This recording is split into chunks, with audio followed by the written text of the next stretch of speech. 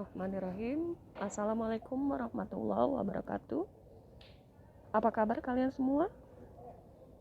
Semoga selalu sehat ya, agar kita dapat menjalankan aktivitas kita sebagaimana mestinya.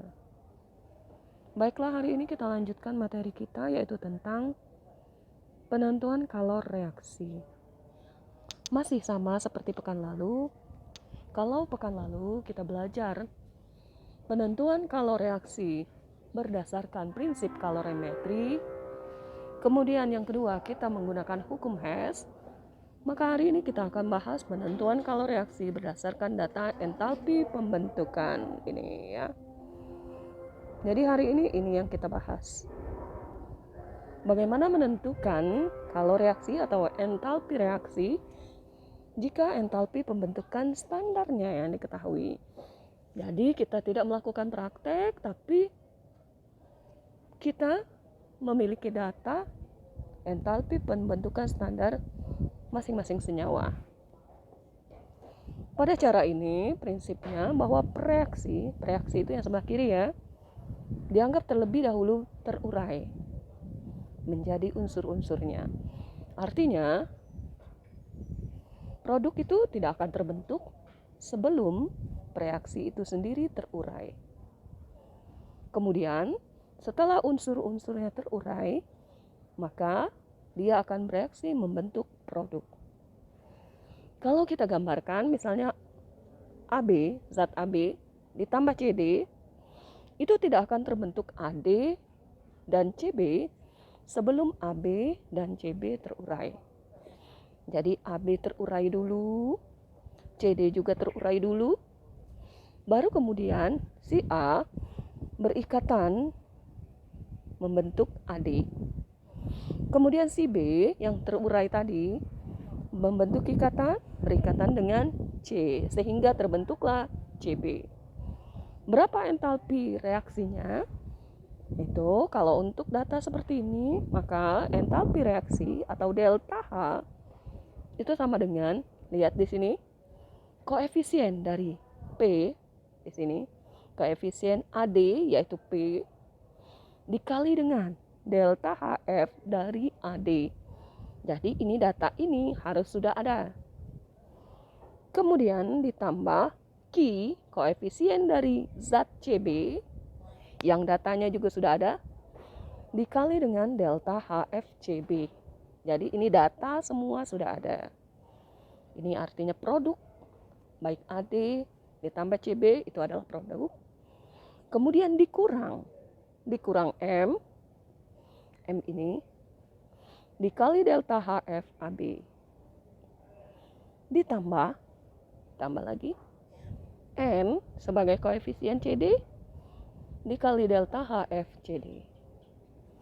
Kalau kita simpulkan, maka delta H reaksi itu sama dengan sigma atau jumlah delta HF 0 dari produk dikurang sigma delta HF reaktan. Nah, ini kesimpulannya ya. Nah, bagaimana penerapannya? Ini lebih mudah dari yang kemarin, karena kita hanya menghitung berdasarkan data ya. Tapi ketentuannya bahwa delta HF unsur itu 0. Jadi kalau data unsur tidak diberitahu atau tidak ada di tabel, asumsikan bahwa nilainya adalah 0. Contoh soal, kita punya soal ini. Diketahui delta HF 0 SO2.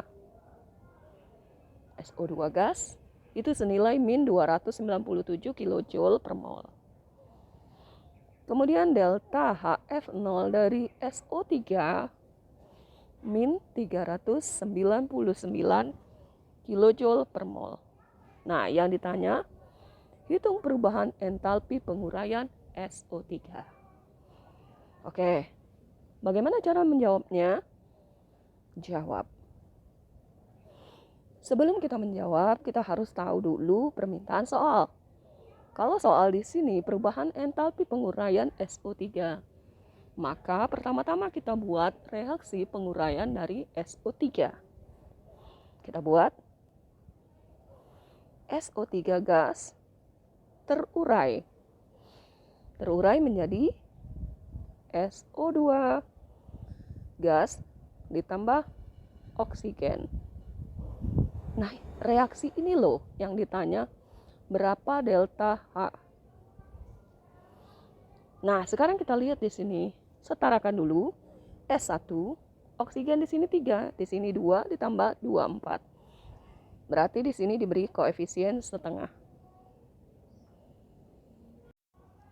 Nah, ini yang ditanya ya, berarti entalpi reaksi penguraian dari SO3.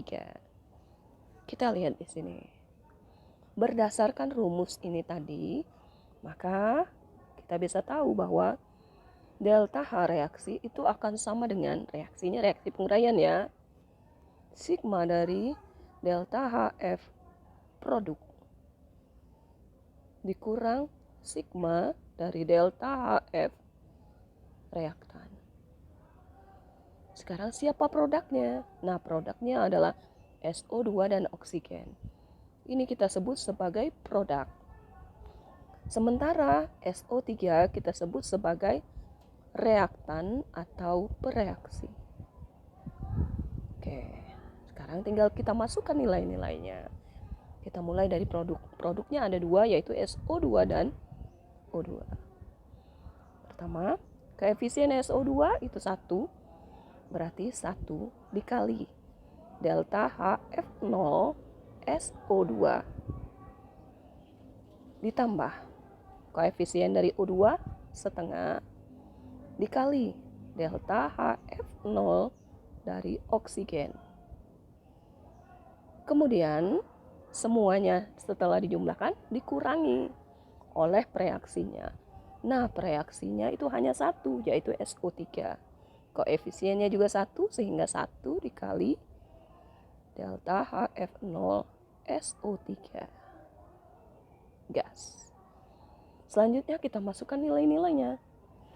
Delta HF0 SO2 itu nilainya adalah buka kurung min 297 karena dikali 1 artinya dia tetap, ditambah setengah dikali delta HFO2. Itu kita patuhi peraturan yang di sini. Dia termasuk kategori unsur, maka nilainya adalah 0. Dikurangi 1 dikali SO3. SO3 nilainya yaitu min 396 kilojoule per mol. Oke. Sekarang kita hitung lagi. Min 297. Ini 0. Min dikali min. Dapatnya plus 396 kilojoule per mol. Sehingga entalpi reaksinya sebesar positif 99 kilojoule per mol. Oke. Seperti ini saja. Kita lanjutkan contoh berikutnya.